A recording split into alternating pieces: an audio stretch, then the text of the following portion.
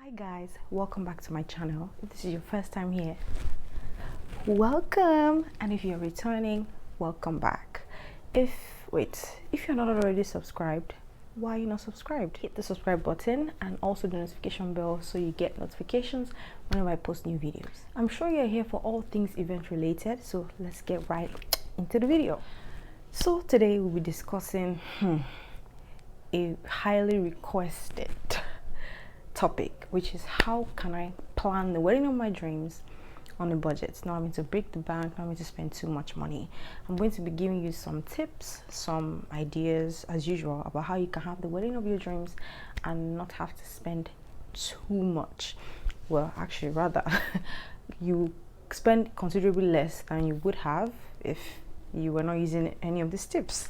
So number one, in case I'm looking down, I have a notepad with all my so number one I would say is, yes, keep your guest list small. This video is targeted towards people in Nigeria or Africa that are trying to plan a wedding on a budget, but most of these tips and tricks will also apply to any other place in the world. So number one, as I said, keep your guest list small. For an average African or Nigerian wedding, you typically have about 350 to 500 guests. Yeah, I know 350 to 500 is a lot. So if you're trying to cut costs or keep your budget tight, you can actually try and cut down that list to about 150 guests or less. So if you can go lower than 150, perfect. But if you're going from 350, which is the average, and you're going down to 150, you are really you've tried, you've cut your guest list to like minimal, you tried a lot. So it means like you've cut down by almost half or less than half of how much you would have spent if you have a wedding of or whatever event of 350 guests. So first step is to cut your guest list. Keep it tight. Keep your events to just your family members and your close friends. Like, they are the only people that matter. Every other person, they're coming to just eat your food and they're going to their house. They don't really care about you. Just wear fine clothes, eat your food and go home. So keep your guest list small, keep it tight. Number two, I would say venue. A good way to save cost on venue, let's say for instance it's a wedding, is to use your church. Use your church's compound for a reception. There are a lot of churches in Nigeria have like compound. Like they have a compound where the church is located, no matter how small or big, depending on the size of the church, but they always have compound. And feel free to ask them if you can have your wedding reception at the church instead of having to pay thousands of naira to hire a venue. Just ask the church if you can use the venue, or better still, if you have a family member that has a big compound, ask them to use their compound. You save a lot of money. Trust me, you save a lot of money on your event venues, because event venues in Lagos are not cheap. In Nigeria are not cheap. Well, at least I'm based in Lagos, so I'm speaking for Lagos. It's not cheap. So if you can get that out of your budget, you've saved yourself at least a considerable amount of money. So ask your church, ask your mosque, ask your family members, ask your friends, ask whoever if you can use their house, their compound for the event. That helps you save cost. Brings me to my next tip, which is decor. Of course, you have your venue, you want to decorate it, you want it to look nice, you want to have the experience of your dreams. A way to save cost on your decor is my decorator friends don't be upset by this, but take out the idea of a decorator and do DIY, in quote. Rent stuff. There are loads and loads of places. If you want me to suggest to you, you can always send me a message or send me an email and I can give you a list of possible vendors that can help you with that. Rent your stuff yourself. You save yourself a lot of money. Trust me, you do. I've planned an event of 70 guests, fantastic, beautifully decorated, and their budget for the entire decor was 100,000 and they actually stayed under budget. So it is possible. So I would say rent a lot of items yourself. Like, Pinterest is your friend. Pinterest is your friend. Once you have ideas of what you want, you can go on Pinterest, create a list based on the kind of decor idea or vision that you have, rent the items yourself, get your family members, get your friends, get people to assist you to help you decorate, to give you the venue of your dreams. It might not be, of course, as tastefully put together like a professional would, but at least you have the love element. You have people that love you coming together to help you do it. A lot of DIY, do it yourself, decorate it, and trust me, the memories will linger for a long time because you have stories to tell about how somebody fell from a ladder trying to hide fabrics or whatever. Like, I don't pray that happens to anybody, but you know what I mean. Like, there'll be stories. It's a bit more personal doing that, you know. It'll help you save cost. Another way I would say you can save cost, actually, back to the venue, another way to save cost is do your events during the week. Don't have it on the weekend. So weekends, usually from Thursday up until Sunday, those are like peak periods or peak days of the week for any event venue.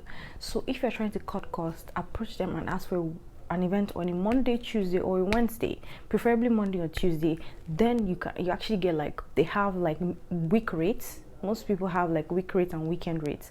So you have a week rate, and even if it's a smaller event, you can even negotiate for less. If you decide to go the venue route, like, you can negotiate for less. You can negotiate for much less if it's on a Monday, a Tuesday, or a Wednesday, and you're saving yourself some coins. Another way again to say is next is catering. Catering for your event to get you on a budget is cook the food yourself or have your family members, or have your family friend, or have one aunt somewhere. Like, everybody in Africa, we all have that auntie or that cousin or somebody close to you that cooks food. Like, it's not like it's like part of our DNA. You have that person that cooks something, so get the person to actually assist you. It costs you much less. And you probably have like family members or cousins or nieces that can actually help you with the service of the guests. The fact is, if your event is small and is your sister or is your cousin or whoever it is that's serving at the event, they wouldn't mind. Like, it wouldn't feel out of place because you kept it intimate. So they understand that this is an intimate vibe they were getting from the entire event. Another point I would say is it has to do with your invitations. Like, no offense, all those beautiful decorated invitations you see on Pinterest, on Instagram, they're nice. They're really nice, but they always end up in the trash after the event. Like, nobody is hanging on to an invitation card for the next 100 years, except it's your event. But as a guest, you invite me and say, wow, this was so nicely done. But chances are, even if I hang on to it for a year or two, at some point it will end up in the trash. And you've ended up spending so much money. So don't spend money on printing invites. Just do an invite, do an electronic invite. And you can do this, of course. I'm not saying send a WhatsApp message or a broadcast. That's a bit much. Some people do that too. Like, kudos to you. But I would say you can go on websites or places to design stuff. Go on Canva. Canva is free. You can design loads and loads. There are loads of templates that you can just even swap out names easily, and you have your wedding invitation, you have your birthday invitation, you have whatever invitation you need for an event. Another, go on paperless posts. Like, there are loads and loads of all these websites and resources available where you can design a nice wedding suite without having to spend loads of money on printing. And the point is, they get the message. Come for this event on this particular day, and this is where it's happening. That is the most important part. Do not spend money printing. It takes a lot of time. You fight with your printers. Like, it's just a lot, and it ends up in the trash. So it's not necessary. Next point I'll say is, for if it's a wedding, if you're trying to save yourself all the stress cutting all this out, just go to the court. Like, go to the registry, get married, and forget about it. Like, no need for reception. If they ask you, you're as married as whoever had an event of 1,000 guests. Keep it small. Go to the courthouse, go to the registry, depending on where you stay, and just get married, and you're good to go. Like, fine. Next point I'll say again is about music, DJ, entertainment. Like I said, if you keep it small, it won't be out of place. If your brother is a DJ at your event, you get like there are different music platforms. There's iTunes, there's Spotify, there's Deezer, there's a bunch of stuff. Create your own event playlist. Choose your own music. Everybody always has a music list they want to give to their DJ for their event. Create your own playlist and just rent speakers, connect it, and then boom, there you go. You are your own personal DJ, and you just have someone stationed at the phone in case maybe the battery needs to be charged or something. You take care of all of that. Easy peasy. Next up is photography and videography. Another, well, the memories linger, so I don't advise anybody to skimp on that a bit too much, especially your photos. I don't advise you to skim too much, because that's the only way you actually really remember your event. So the way I would advise realistically to save costs in that area is to actually just use up and coming people that are good, because you don't have to go to the big names to get the same experience or the same quality of work. There are a lot of people that are just coming up in the industry or coming up or just trying to own their craft, and they are pretty good at what they do, and they don't cost as much. I'm not saying they won't cost a lot, but then they won't cost as much as if you're going for a big name or someone that has like loads and loads of wealth of experience. So go to someone up and coming. But if you don't mind, like, use your church, hire the guy that does the audio visuals for your church, like for instance, or your mosque, or whoever does the visuals closest to you at the venue that you're planning on using. Use them. They probably have recommendations, and they probably cost you much less. Next up, if it's a wedding, for outfits, I would say, people might shoot me for this, rent. Like, do not spend loads of money on something you can't use again, because no matter how much you fall in love with the dress and say, oh, I'm going to dye it pink, I'm going to dye it green, I'm going to cut it up, we always say that, and then at the end of the day, guess what? You're stuck with the dress. You're not looking for how to get rid of it. Well, if you're looking for how to get rid of your dress, I'll link below one of my businesses. We actually help resell pre-loved dresses. We give your pre-loved dresses a new home, new people who actually want to have that same experience you had, but don't want to spend as much money as you did. So we'll help you get rid of your wedding dresses. So I'll link that in the description box below. But I would say go the rent option. I know it may seem, oh my god, my wedding day is one day of your life. I agree. If you can afford it, fine. Like, in all these I've listed, some things might be priority to you over others that you're not ready to compromise on. If it is your outfits, please, by all means, go that route and spend the money. But I advise you personally, because I have friends that have gone the rental option, and like, ask them tomorrow, they'll say it's one of the best decisions they ever made, because they don't have to spend so much money on something that was just for a couple of hours and they were out of it. Next up, I would say, when it comes to your jewelry, accessories, all that, there's no need spending so much on it. Trust me, in the pictures you can't tell the difference. You can't tell the difference if you spend 10 million or if you spend 10,000. Like, except you have allergies to things that are not expensive. Some people do in their defense, but except it's that, there's no need to spend ridiculous amounts of money on it. It's just one day, and chances are the style you can't wear it again, so just don't spend so much money where you don't have to. As far as rings are concerned, if it's a wedding, I would say husband and wife, like, girls, ladies, women, don't pressure him to spend millions on a diamond ring or platinum ring if you can't afford it. Guys, if you can't afford it, you better spend the money. But if you can't afford it, a nice ring, just buy a nice quality ring, a good quality ring, gold ring, or stainless steel. Actually lasts a lot and doesn't tarnish, so you can use it as a starter ring. Nobody says in 5, 10, 15, 20 years you can't upgrade to the hugest, biggest diamond that you want in your life. You can still get that, but don't put a lot of pressure on him if he can't afford it at the moment to give you the wedding ring of your dreams, like on day one of the marriage, if you know what I mean. So next up, I'll say for hair and makeup is, there are two ways to access it. Because number one, we all have that friend that is a slay queen, slay mama makeup, slay mama hair, that can help you slay your wig or lay down, like get your face beat to the gods. Like, you probably have somebody around you that can do that.